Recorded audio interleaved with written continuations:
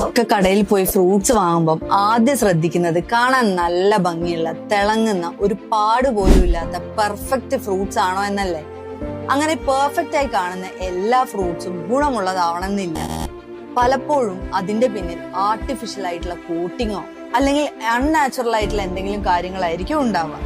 അതുകൊണ്ട് തന്നെ ഏതൊരു ഫ്രൂട്ട് വാങ്ങുമ്പോഴും 3 കാര്യങ്ങൾ ശ്രദ്ധിക്കണം. ഒന്ന്, അതിന്റെ നിറം നാച്ചുറൽ ആയിരിക്കണം. ഫ്രൂട്ട് നമ്മൾ എടുത്ത് അമർത്തി നോക്കുമ്പോൾ അതിന് സ്ലൈറ്റ് ആയിട്ടുള്ള ഒരു ഫേംനെസ് ഉണ്ടായിരിക്കണം. കൂടാതെ നമ്മൾ ആ ഫ്രൂട്ട് കയ്യിലെടുത്ത് നോക്കുമ്പോൾ ഇതിന്റെ വലുപ്പത്തിനനുസരിച്ച് ഭാരം അതിനുണ്ടോ എന്നും ഉറപ്പുവരുത്തണം.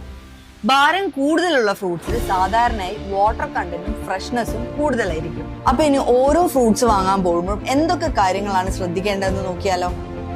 ആദ്യം നമുക്ക് ഓറഞ്ചിന്റെ കാര്യം എടുക്കാം.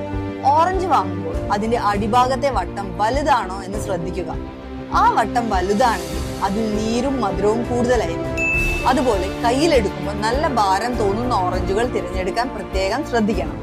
അടുത്തത് ആപ്പിൾ ആണ്. ആപ്പിൾ വാങ്ങുമ്പോൾ തൊലിപ്പുറത്ത് സ്വാഭാവികമായ വരകൾ ഉള്ളത് നോക്കിയെടുക്കണം. എന്നാൽ അമിതമായി തിളങ്ങുന്നതോ അല്ലെങ്കിൽ കൈ കൊണ്ട് തൊടുമ്പോൾ വാക്സ് ഫീൽ ചെയ്യുന്നതോ ആയവ ഒഴിവാക്കണം. ഇനി മാംഗോന്റെ കാര്യം എടുത്തു കഴിഞ്ഞാൽ നല്ല ചബ്ബി ആയിട്ടുള്ള മാംഗോസ് ചൂസ് ചെയ്യുന്നതിനേക്കാൾ കുറച്ച് സ്ലിമ്മും ലെങ്ത് കൂടുതലുള്ള മാംഗോ ചൂസ് ചെയ്യുന്നതാണ് നല്ലത്. അതിനായിരിക്കും മധുരം കൂടുതൽ ഉണ്ടാവുക. ഇനി സ്ട്രോബെറി വാങ്ങുമ്പോൾ ശ്രദ്ധിക്കേണ്ടത് അതിന്റെ അടിഭാഗം കൂർത്തിരിക്കുന്നുണ്ടോ എന്ന് നോക്കി വാങ്ങിക്കണം. പരന്നതോ അല്ലെങ്കിൽ ഫ്ലാറ്റ് ആയതോ ആയ ബോട്ടം പാർട്ടുള്ളത് ഒഴിവാക്കുക. ഇനി പൈനാപ്പിൾ ആവുമ്പോൾ കടും പച്ച നിറത്തിന് പകരം പുറം ഭാഗത്ത് ഒരു യെലോയിഷ് ടിഞ്ച് ഉള്ളത് ചൂസ് ചെയ്യുന്നതാണ് കൂടുതൽ നല്ലത്. അതിനായിരിക്കും രുചി കൂടുതൽ. ഇനി അവകാഡോ ചൂസ് ചെയ്യുമ്പോഴാവട്ടെ അതിന്റെ കൺസിസ്റ്റൻസി അല്പം സോഫ്റ്റ് ആയിട്ടുള്ളത് വേണം ചൂസ് ചെയ്യാം. കല്ല് പോലെ ഇരിക്കുന്നതോ അല്ലെങ്കിൽ ഓവർ റൈപ്പൻഡ് ആയതോ ഒഴിവാക്കുക. ഇനി പോമഗ്രാനൈറ്റിന്റെ കാര്യത്തിലാണെങ്കിൽ ആംഗുലർ ആകൃതിയിലുള്ള പോമഗ്രാനൈറ്റ്സ് ആണ് ചൂസ് ചെയ്യേണ്ടത്. പെർഫെക്റ്റ്ലി റൗണ്ട് ആയിട്ടുള്ളവ ഒഴിവാക്കുന്നതാണ് നല്ലത്. പോമഗ്രാനൈറ്റിന്റെ മുകളിൽ ക്രൗൺ ഷേപ്പിൽ കാണുന്ന പോർഷൻ ഓപ്പൺ ആയിരിക്കുന്നത് ചൂസ് ചെയ്യാൻ ശ്രദ്ധിക്കണം.